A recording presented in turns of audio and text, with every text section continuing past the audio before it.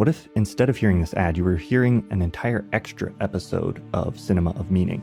Well, each month, Tom and I record an extra bonus episode that's available exclusively on our creator-owned streaming service, Nebula. So far, we've talked about Sam Mendes' 1917, Doctor Strange in the Multiverse of Madness, and Stanley Kubrick's masterpiece, 2001: A Space Odyssey. And coming up, we have an episode about Nicholas Winding Refn's Drive. To get access to those, just sign up for the Curiosity Stream bundle and you'll get free access to Nebula along with that. The link is in the description below, or you can go to curiositystream.com/cinema of meaning. Get access to the bonus episodes of Cinema of Meaning and our normal episodes ad-free and a week early when you listen on Nebula.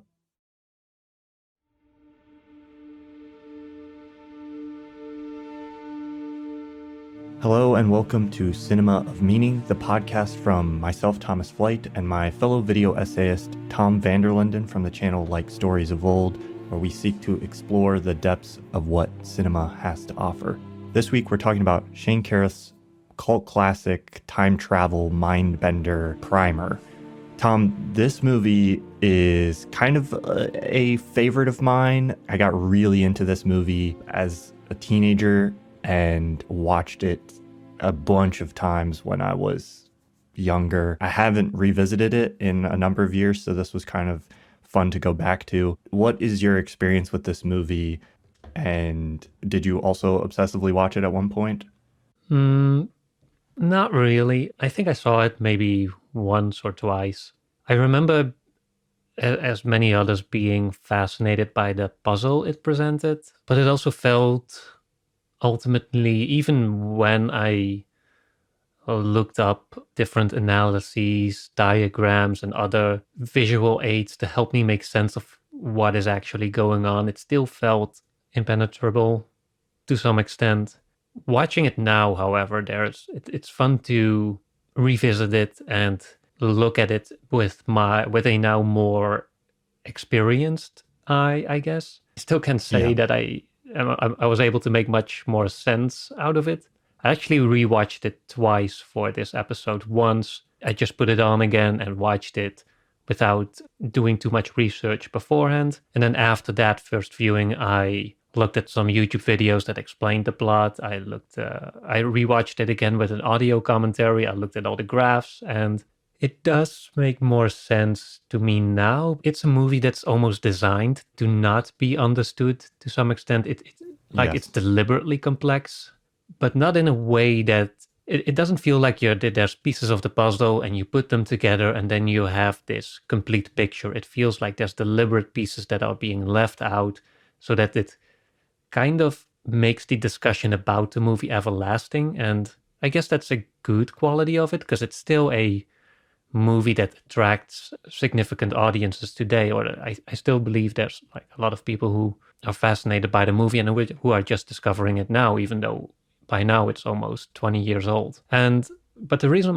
I think I'm mostly still fascinated by it is because it's it proves, especially now that so much time has passed, it proves that you can make this very low budget, technically not the best movie in terms of presentation, and still make an everlasting impact on an audience and still have people talking about your work almost 20 years later. And that to me does kind of form a testament to the power of filmmaking, and especially also low budget independent filmmaking. In that sense, I still find it very aspirational and very inspiring as to what can be achieved with what is essentially very little. Yeah. It really is just the story, and because, other than that, the movie doesn't have much going for it in terms of, let's say, cinematography. There's a lot of out of focus shots. There's the lighting isn't great. There's bad audio. I didn't notice it at first, but apparently they had to redub every line of dialogue. And once you know that, it is kind of noticeable. But yeah, somehow that the movie shows that you don't. All those are elements. They're good to have in your movie, but they're not necessary to make a story that lasts, that makes an impact. And so that's one of the things I'm excited to dive into more. Yeah, it's a movie that's fascinating on quite a few levels, I think. As a movie, as a puzzle, all the things you mentioned. But for me personally, it's kind of impossible to detach like my enjoyment of this movie as a movie from what you're talking about, which is kind of what it represented to me, I think, at the time I came across it, which was it made filmmaking to some extent feel accessible to me at the time as a teenager who didn't have hopes of like going to an expensive film school and having access to all this equipment and getting funding for a movie. Here was a guy who didn't come from a Hollywood background, who had the budget for this film, I think is reportedly somewhere around like $5,000 or something like that. Yeah, I think it was 7,000, but still Yeah, extremely cheap. Yeah. Extremely cheap, and that shows in a lot of ways. Like you already mentioned, it has this very lo-fi kind of quality to it, but there's an element of it that shines through that engaged a certain audience, and makes it, I think, even very watchable today. I don't know, it might be nostalgia to a certain degree, but to me, a lot of those rougher edges that this film has kind of add to this feeling that it has of being almost like an artifact.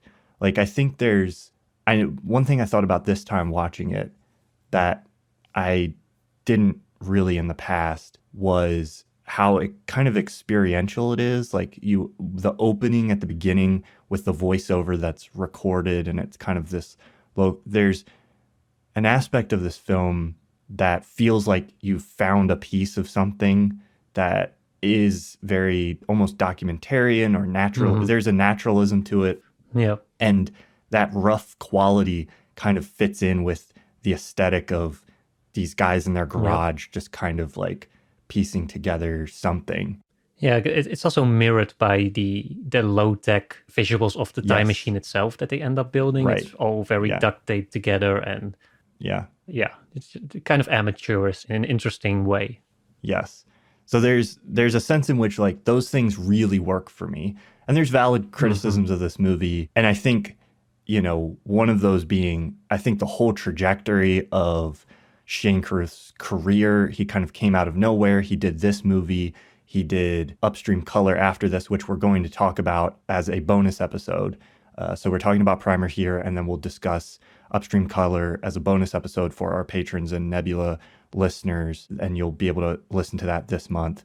So if you're interested in that, go check that out. And in that episode, we'll probably discuss kind of the trajectory of Shane Carruth's career as a whole. And, he kind of came out of nowhere and then a little bit ran aground in Hollywood. Yeah. And so there's a little bit of sadness to that story, I think. But this movie for me was that the way I found it, I just kind of stumbled across this movie on YouTube. Somebody had like pirated it and uploaded it to YouTube. Somebody linked to it and was like, this is a crazy movie. And it was like 1 a.m. I was like staying up late studying for, a test or something, procrastinating at 1 a.m. when I was already like supposed to be doing other stuff. And instead I just like was like, oh, this is weird. I clicked on that movie, clicked on Primer on YouTube, not intending to like watch an entire movie, and just immediately got sucked in. An hour and a half later, I was like, what did I just watch? Like, what was that thing? That kind of sparked this love affair with putting together this puzzle, which I think is probably what a lot of people were enticed by with this movie, and which is attached to something that maybe we can talk a little bit about, which is kind of, I think, this era of like 2004 through maybe the rest of that decade towards 2010. It felt like with internet communities, I think maybe was fueling a lot of it, like puzzle movies and like Christopher Nolan, Memento, and like all of a sudden became this very enticing, they kind of grew a little bit of a community around them. And I don't know if that had to do with the fact that like you could watch Primer and then immediately go online and look at the charts and diagrams of people like trying to figure out like what was actually going on in this film. So anyway, sorry, I spewed out several different things there. It's funny that you mentioned Nolan, because I also thought of him because he made Following his first feature film only like a couple of years before Shane did. And in many ways it almost feels like Shane Carruth could have been another Nolan. They could have been on the same trajectory. They both had very beloved independent features, and then Nolan slowly made his way or found his place in the studio system, whereas Shane was more, or at least he seemed to have been more invested in his own vision and wanting to work outside of Hollywood, which ultimately ended up casting him, arguably. But yeah, we'll get more into that in the episode on Upstream Color. One thing I do want to add about the presentation and the cinematography is that I remember the movie looking very low budget, and as I said earlier, it's still, there's clear flaws in the technicalities of it, but I was surprised that it has quite a bit going for it as well in terms of variation. There's just simple dinner scenes, and there's multiple angles and dolly shots, and then it goes back into handheld, and there's close-ups. There's a lot of momentum and rhythm in the storytelling and in the editing and in the way shots are framed, and it's visually poor, but it's not boring. At least it's poor in the sense, it's overlit or underlit, or the colors don't match up, but it's not like he does play around. There is a sense of energy there that draws you in, at least at first, even though you don't understand what's going on, because the first 15 minutes or so of the movie, it's basically them just rambling jargon to each other that we as the viewers, or at least I'm not able to make much sense of. So that's something that I think might get overshadowed by the other, the lesser qualities of the presentation. That there is some, it's like a little diamond in the rough. I think in that sense that it's not. We shouldn't underestimate that the movie has something going for it in visual terms. That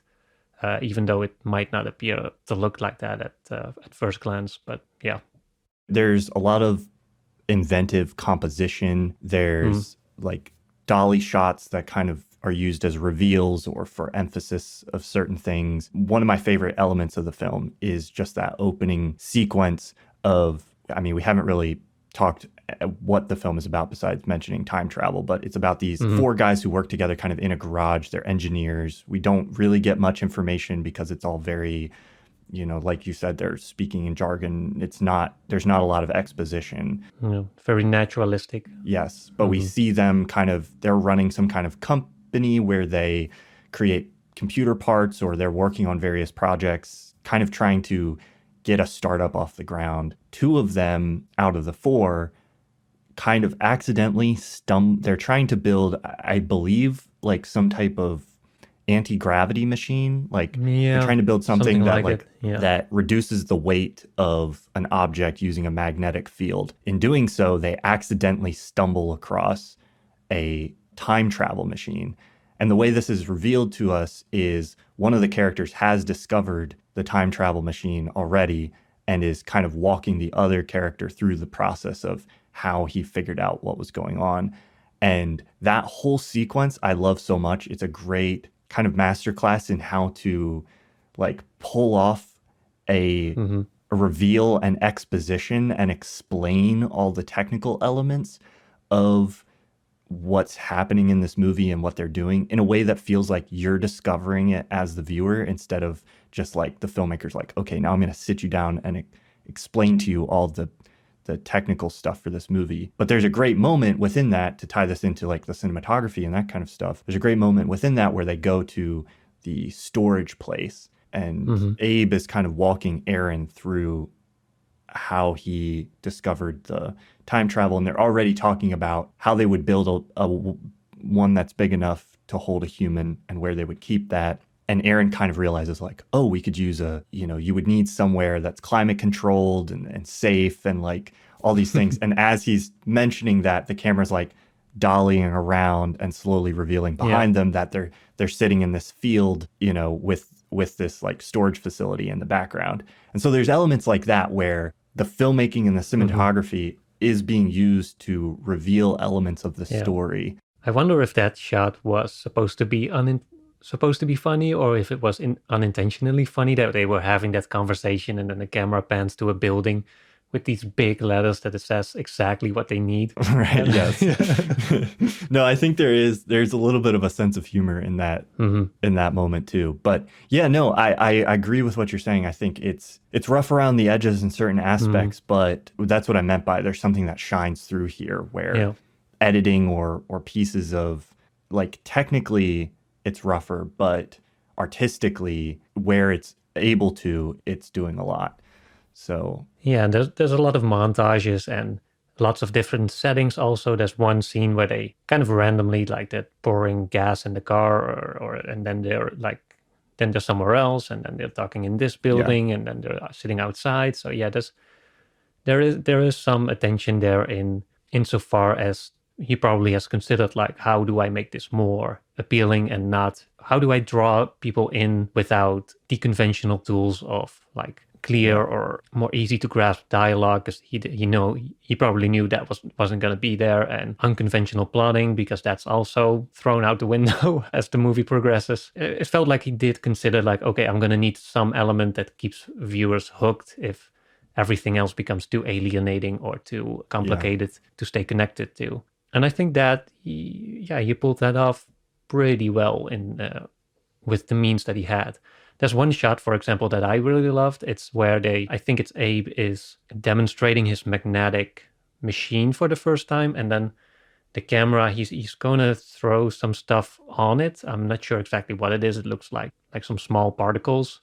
Oh, it's like paper clippings from like a hole punch, Oh yeah. I think is what it is. And so you see that the camera's kind of panning as he walks toward the machine, but then instead of showing the actual action, the view gets obscured by this monitor, this TV monitor, and there we see the action performed. But I think there it might have been some visual effect, because that's where you see the paper clippings or whatever it was, they're kind of floating. It looks like something that would have been hard, if not impossible, to achieve practically. So there's a nice bit of cinematic trickery there in conveying that effect without having to actually perform it. Yeah, there's just a lot of these nice little details going on that make the movie also, at least for me, also worth to revisit.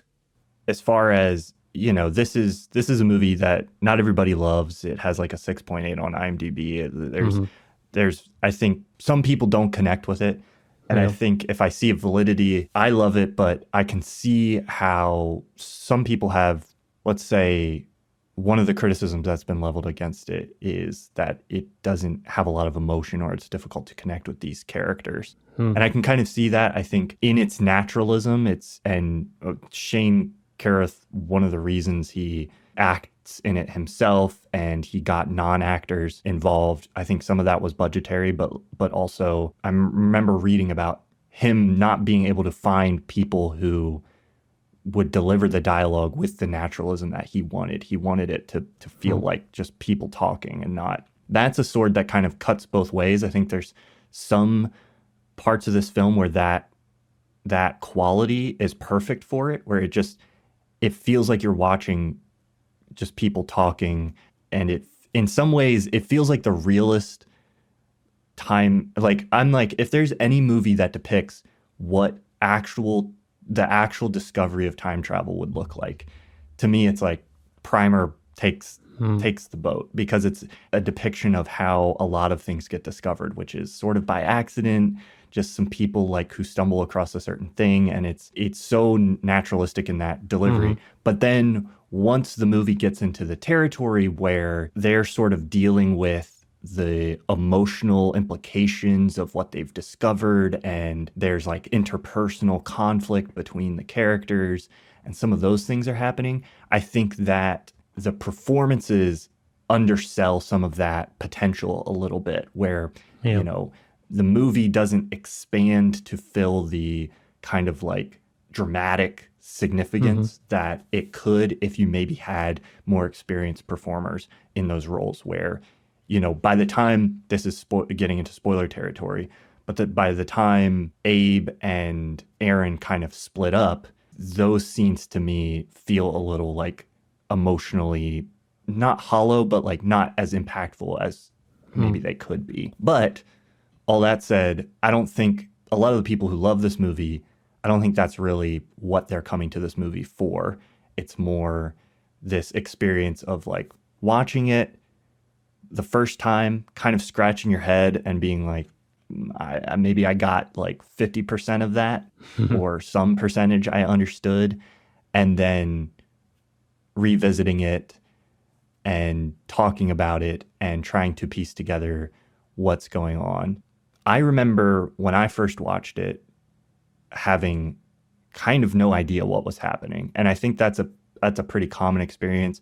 I do think to some extent it's a movie that does require multiple viewings to really, I mean, you can get the broad strokes, I think, on a first viewing, but there's aspects of it that unless you know the context of what's happening when you first see certain things, you won't understand what's going on, really what's going on the first time through. So there's certain like clues or visual cues into sort of the plot that I think are only really evident as you revisit it. One thing I'm curious about is what your experience was with that and how you feel about sort of movies like this where they kind of act more as like a fun puzzle than like a singular experience. I agree with some of the criticisms that it's not an emotionally engaging movie. In that, for me, I like this movie a lot, but I don't love it just because it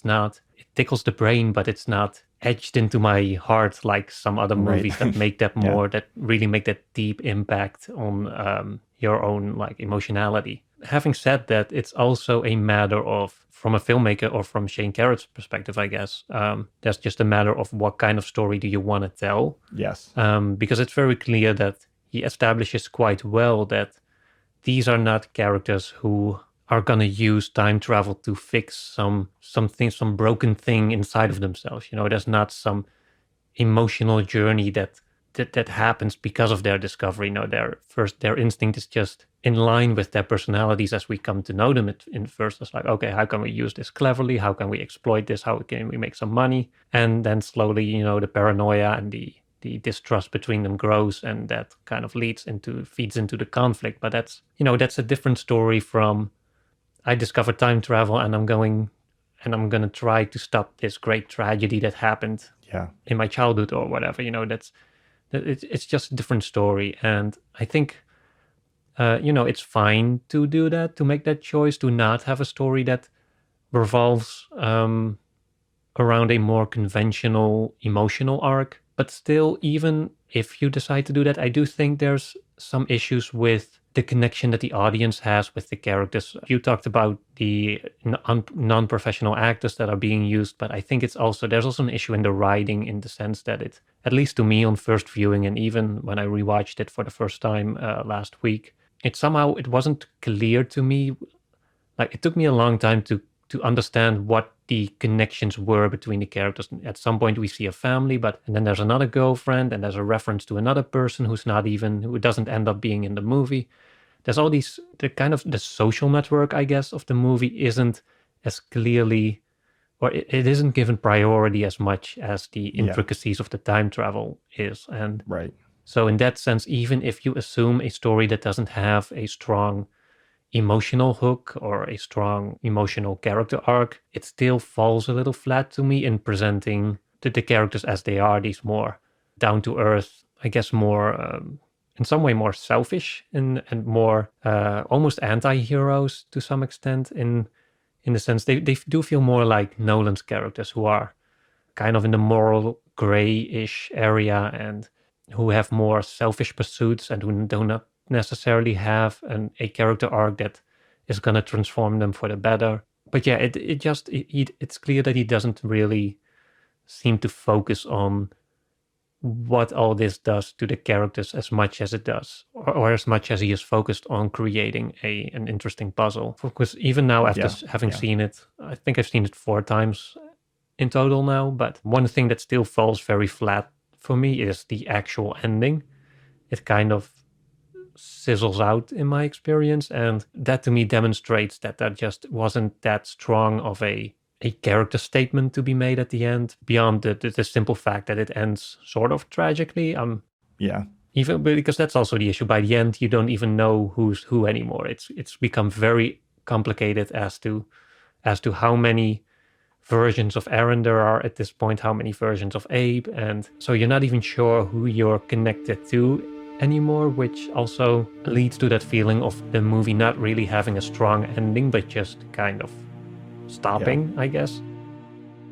This episode of Cinema of Meaning is sponsored by Mubi. Mubi is an online streaming cinema with hand-picked movies from all around the world. Yeah, so this week we talked about Primer, but if you want to see Shane Carruth's other film, Upstream Color, that's also available on Mubi in the Netherlands and in some other European countries. If you're in one of those areas, you can watch that for free on Mubi with our extended 30-day free trial. Just go to mubi.com/cinema of meaning. Or if you're in the US or one of the areas where Upstream Color isn't available, check out the library. They add a new film every day with an explanation of why it's worth your time. They have a bunch of great movies that I love, including one of my favorites, Lee Chong-dang's Burning in the US. So sign up for your free trial today and explore the wonderful library that Mubi has to offer. That's mubi.com/cinema of meaning. There's a key scene where Abe and Aaron, at least to my understanding, some alternate versions of Abe and Aaron have come back and they are on their second run through, but Abe is thwarting their original versions from ever getting in the machines. And there's some allusion there to Aaron is kind of like, you're jealous of me, you wish you had my wife and family, kind of like all of those things, and he ends up like going off, and at the very end it's insinuated that Aaron potentially is like building his own new big, room-sized time machine or whatever. But that whole emotional arc is not set up to your point about it all being kind of underdeveloped, is not set up to any, there's no clue prior to that like Abe is jealous of Aaron, like none of that is developed or seeded early on in the movie. And I think you could have had a lot more emotional weight to those moments if we had seen a little bit more of that, if we had like understood that there was some kind of tension between the two of them underneath everything that, then comes to a head. Instead, that's just kind of dropped in our lap more as like, a plot point for why they end up going their separate ways than like an actual developed character arc. So I agree with what you're saying there. I do feel Abe was the more developed or the better developed character of the two. I saw somewhere that there was supposed to be an additional short scene that established that he was a diabetic, which would explain or at least contribute to his character as someone who's very methodical and careful and who also wants to play it very safe and very carefully, which is clearly demonstrated throughout the movie. With Aaron, however, the guy who's played by Shane Carruth himself, it was less obvious to me what his motivations were throughout the movie. There's a lot of stuff that he does that isn't revealed to us towards the end. Sort of there's a twist at, I think, around the 1 hour mark somewhere, or towards the end, where it's revealed that Aaron, the setup is that they have these boxes and they can go back each day, but Abe has set one up before the one they go into first as a sort of fail-safe. So in case that everything goes wrong, he has that first box that he goes back to and sort of reset everything that happened after that. And towards the end, it is revealed that Aaron has discovered that box and he used it while taking with him a portable version of the time machine. And then he went back, built a couple of new ones. And so what we have been seeing from the very beginning, or I think there's a clear cut where I think it's at the, I wrote it down, at the 19-minute mark. That's where you see Abe. That's just before they have the time machines ready. And there's the shot of Abe. The screen cuts to black, and there's a shot of Abe storming out of the door into the light. And then he's standing on the roof, and you get that scene where they're talking to each other on the bench. And from there on, that's, I think, where, from that moment on, that's Aaron who has, or at least the way we see it first is that this is where Abe reveals to Aaron that he's built the time machine, and we get that whole sequence that you talked about where it is explained to us what the time machine is and the plot goes on from there. But as we learn at the end, that Aaron is actually a version of Aaron that's already come back to the failsafe. I tried to pay attention to it on the second viewing. That's where he's always keeping from that moment he's always wearing the earpiece because he's recorded the the conversations, and now he's listening back and kind of repeating them, or he's just kind of playing along with saying the sentences that he did on the first run. And so he appears to be a pretty self-serving character. You know, their initial impulse, at least that we see. Ultimately, I think what you're saying is, and I kind of agree, that we don't ever really know if we see them the first time through, at least Aaron the first time through. One of the things I think this movie is really good at is kind of being experiential and keeping you inside the perspective of these characters. So as things are kind of disintegrating and they're losing track of who's where and what is when, we're only seeing glimpses and pieces here and there. We never get this like God's eye view of what's actually going on. We only experience it with the characters, which I like. And I think is effective in a certain way, because you have this feeling. There's some talk towards the end where they talk about kind of having this fractured sense of space, and they're like, what they're doing as they're traveling through time is clearly kind of messing with their ability to just sort of, I don't remember exactly what the lines are, but it's messing with their ability to keep track of certain timelines and where they are and these things. I think they have a fractured sense of what's going on. A good example of that is when Thomas Granger, when they realize that he's used the time machine. We never really get an explanation of like how he got there. They figure out that he used the time machine, but then they are forced to like try to reason as to how he got there, and we never find out. We only get from their perspective midstream. Yeah, he immediately becomes this vegetable that isn't capable of explaining anything. And yes. And so, you know, we're stuck within that perspective, and we don't get to see outside of that. So I think that works in some way as like giving this experience of like, oh, here's what it's like for these characters.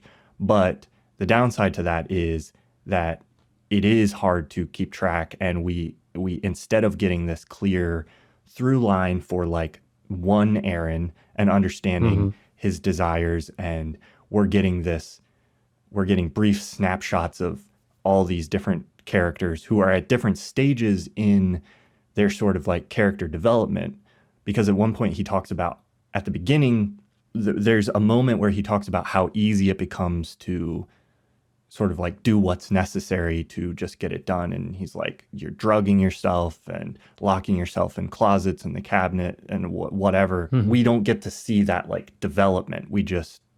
It's just happened, and we see it kind of all jumbled together. And so I don't think there's not like a clear logic to the character, at least of Aaron, that we can like hold on to. It's just like we're seeing him all chopped up, already affected by somebody whose life has been fragmented, torn into pieces by the reality of like being able to move through time all of a sudden.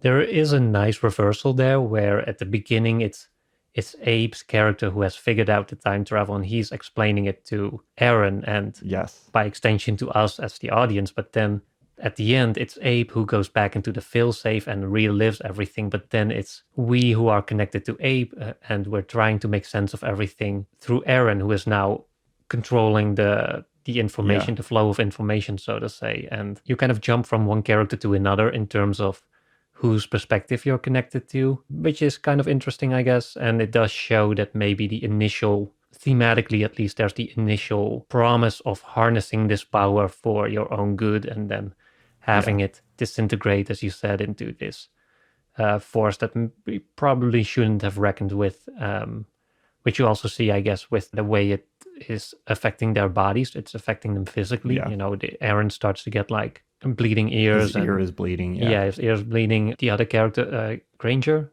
was his name. He turns into a vegetable. Abe also faints towards the end, and they can't seem to be writing, which I saw someone notice or comment that the handwriting issue is because both Aaron and Abe, at the very beginning of the movie, they hold their hands briefly over the machine, which maybe might have sent their hand, or like the nerve ends in their hands, back in time just a few seconds, which resulted in them not being in sync with their own hands anymore, but I'm not sure if that's an interesting theory. Yeah. if there's a validity to it or if it holds up under more careful scrutiny. But I'm not sure if there's a strong thematic undercurrent beneath it all beyond the more obvious things that we've just talked about. But I'm also not sure if that was. I don't think that's Shane Carruth's intention to have. We also see it in Upstream Color. He doesn't seem like the kind of filmmaker who wants to have a movie with a strong statement at the end. But I'm not sure if you have any other insights into that. I like the sort of banality of it, which I guess you could construe as a kind of statement. I don't know if that's intentionally being constructed consciously by Shane Carruth. If he's like, oh, you know, grand discoveries are ultimately often sort of mundane and banal in how they come about or how they end up getting used, and I'm going to make a movie about that. I don't really think that's, you know, my impression is not that that's what he's setting out to do, but I do think if you compare this movie to a lot of movies about time travel or a grand discovery, this one does kind of say something different than I think a lot of those things do, where it, in a sense, kind of refuses to romanticize it and be like, oh, they discovered this big, impressive thing, and then they go off to use it for these grand, heroic things. It's like, no, it's some guys in a garage, and they were messing around, and they stumbled across this thing, and then their first impulse was to, like, trade on the stock market, and they maybe start messing around with, like, causality a little bit. Like, there's the whole subplot with, like, them going to Aaron going to the party, and the guy comes in with the gun and he stops him. But even that, they're just using for sort of like selfish ends, like to come across as Aaron's just like trying to portray himself as a hero. He mentions that the first time through, nobody got shot. So he's not even saving anybody. He's just making it look like he saved somebody. Yeah, that to me is the part of the movie that I connect with the least, or that I found, like, if there's one false note for me in the movie, it's that whole sequence or that whole storyline. For one, it confused me because he's saving not his own girlfriend, but Abe's girlfriend, essentially.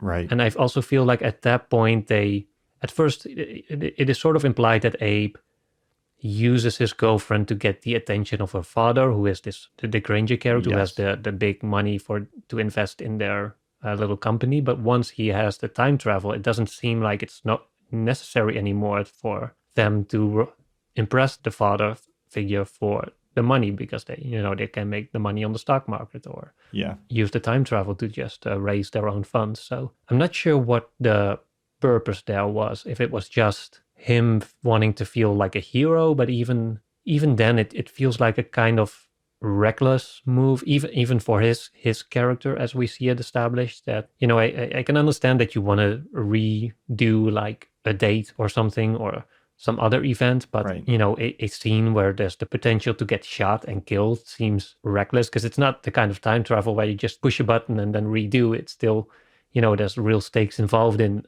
a situation like that, and it seems odd to me that that's the situation that he chose to kind of repeat and play around with. They have an argument essentially to that effect within the movie, and that what you're saying is kind of the point that Abe brings up, and Aaron has his counter arguments of like, yeah, I don't think this is going to happen because the guy doesn't fire the gun. We can make sure the gun is unloaded, like all these things.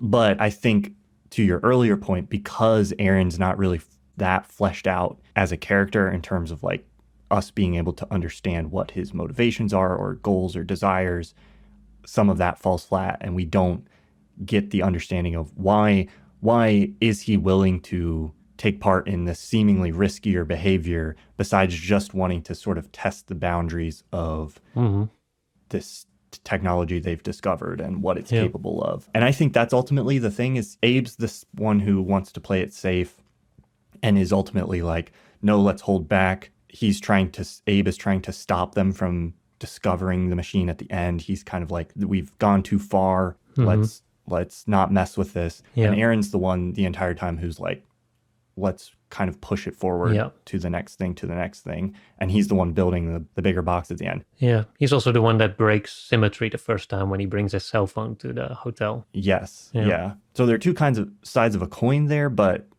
I think you're right in that that's not, developed in a way that allows it to really emotionally resonate. But to the sort of banality of it, I think there is something to be said there in kind of depicting to what me seems like, to some extent, a more accurate representation of sometimes how these things happen. Like, not to equate something like Amazon, the company, with time travel, but often technological developments that end up having huge impact on our global industry or society, or completely change the way we live life in certain aspects, don't come about as these big, insane, light bulb moments where, and then people go and use them for the greatest good immediately.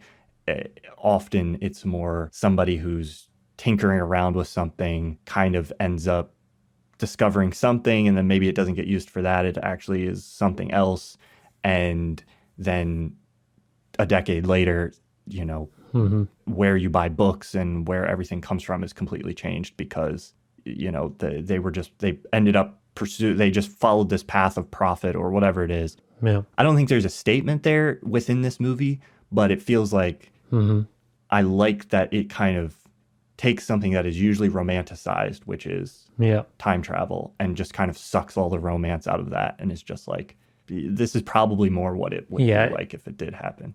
It does show that technological progress and just human progress in general is never divorced from ulterior interests and motives, I guess. But yeah, it doesn't feel like the kind of movie that's really trying to make a deep thematic or statement of meaning, which I guess is a bit paradoxical to the podcast we're running, but right.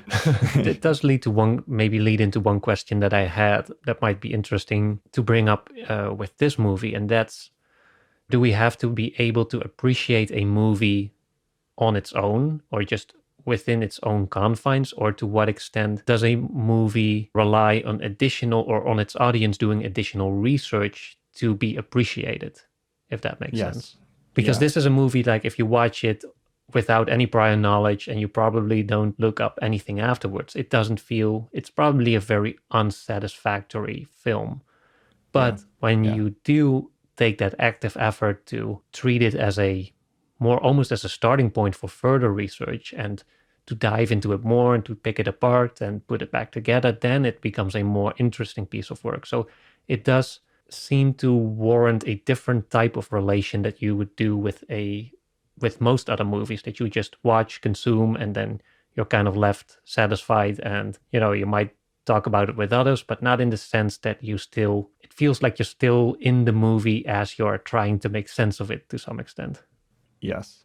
This opens us up into kind of a larger discussion, which charts kind of a trajectory that I think I've had, and maybe a lot of people have had with movies over the last decade and a half, where I think once, with the confluence of movies and the internet, message board, Reddit style discussions, YouTube, once those things were available surrounding a movie, I think it enabled a certain kind of movie to grow in prominence that maybe would not have been very accessible or interesting to people before. I don't know if Primer would have had this kind of success in the 80s.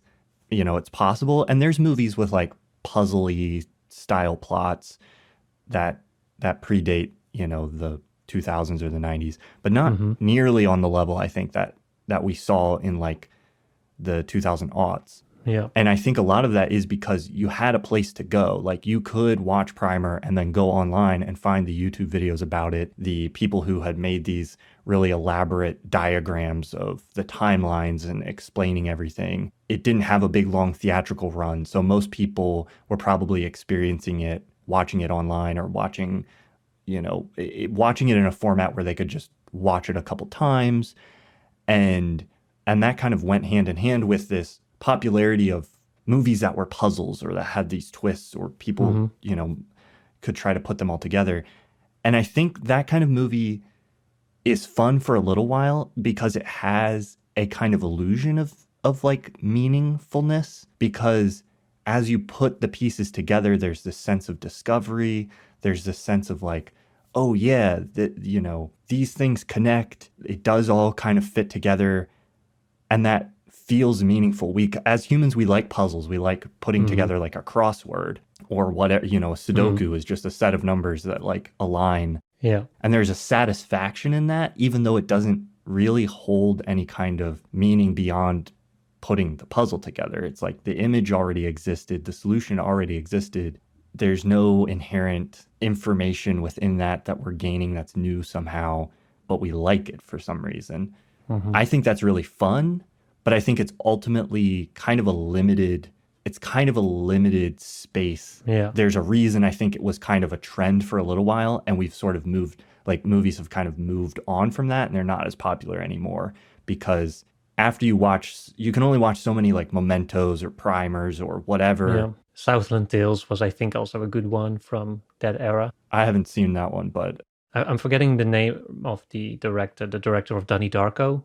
Oh, yes. Yeah. But yeah, that was also a movie that relied heavily on its audience doing additional homework to understand what was going on.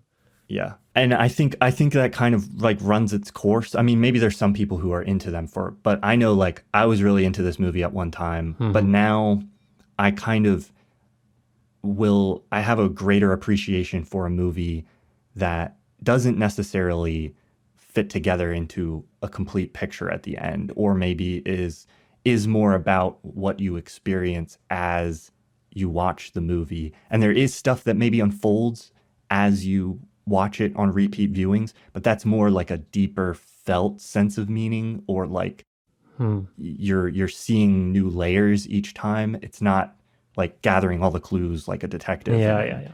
Putting together, solving the mystery. It's more like watching Tenet now. Right. Yes. I feel that you have Tenet is probably the closest to Primer in terms of how the time travel system works. Yes. Yeah. Where they have the reverse entropy in a sense that kind of makes characters loop around. Very different movie. We talked about it already. To a certain extent, the popularity of this kind of film for a little while frustrated me, because I think people carried the way you engage with a movie like Primer or Memento into movies where you were never really meant to engage with them in that way to begin with. And people started treating certain films as like, ooh, you watch this and you find the solution and there's clues. And it kind of spawned this like blank, blank, blank explained video. Like Primer might have been the original, like Primer explained YouTube videos were probably the original spark that fueled this, like every movie with like even the slightest subtext now gets a blank explained, ending explained video on YouTube. And to me, not to diss any of the, like, that's a very clickbaity title. It works. We work in the YouTube industry. I understand why those things are that way sometimes. And I've made kind of explainy videos at times. But to me, I'm frustrated by that sometimes, because I'm like, not every movie is a puzzle with clues to be explained. And that doesn't make the movie somehow better. I don't know. Maybe I'm on a rant now that has nothing to do with Primer, but no, I definitely agree. I'm not sure if the two developments are linked. The kind of niche early 2000s era of cult movies that were these puzzle boxes, and the handful of people who were very excited about them and spending all their times on forums or online message boards to try and figure it out, and whether that's linked to the more general trend towards nitpicking every movie as if it's a box of facts that need to be put in the right order. I think Inception, for example, is a movie that suffered heavily from it, because it does set you up with that kind of ambiguous ending, but I don't think Inception is the kind of movie that needs to be figured out in the way that you want to figure out Primer. I think Inception, there's a clear emotional arc that gets resolved at the end, regardless of how you put the pieces together. But with Primer, there's, it's a little bit apples and oranges, I think, or at least people have, mistake one for the other. But yeah, that's probably a bit too general of a discussion, I think, to talk about how we've fallen into we moved from one place to the now era of Shawshank Redemption explained. What really happened at the end? Let's figure it out.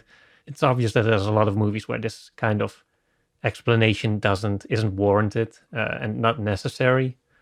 And so yeah, I think in the end it still remains it's a kind of niche genre, and it only because even if you when you think about it, like Primer is already the kind of movie that not a lot of people have seen. It's not, it didn't get, as far as I can remember, a very widespread release, and it didn't explode the box office. And of the people who did see it, like the percentage that then was interested enough in it to really dig into it, that's probably even smaller. So I think there's an audience for a movie like this, but I think it's very small. But that's fine.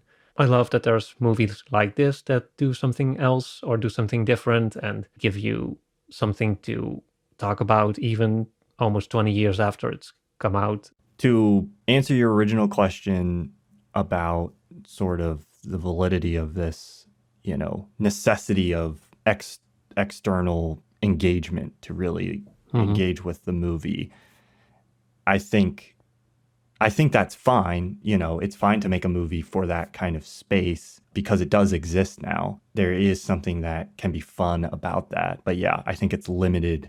It's kind of a limited way to look at things. And, and I ultimately think that, I don't know, I've moved over time. I've become, this was one of my favorite movies of all time at a certain point, and I was really obsessed with it.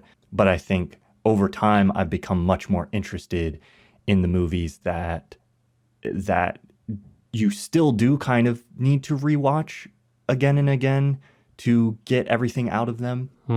But it's not in a putting together the pieces of the plot kind of way. It's in a discovering deeper and deeper layers of, emotional or like philosophical meaning that can exist in there, because it's just such a rich and vibrant work, that has layers to be discovered. Tragedy might be a big word, but one thing that might be like a disadvantage when it comes to Primer and understanding the work of Shane Carruth is that he just wasn't able to make many films. Yeah. If you look at Christopher Nolan, for example, if you just had Following and Memento, right, our perception of who he is as a filmmaker and the kind of themes that he is interested in would have been much more limited than we have now, knowing that he's had a long career. So I think to that extent, it's also one of the troubles with understanding Primer or fully understanding Primer and Upstream Color, which we're going to talk about, is that we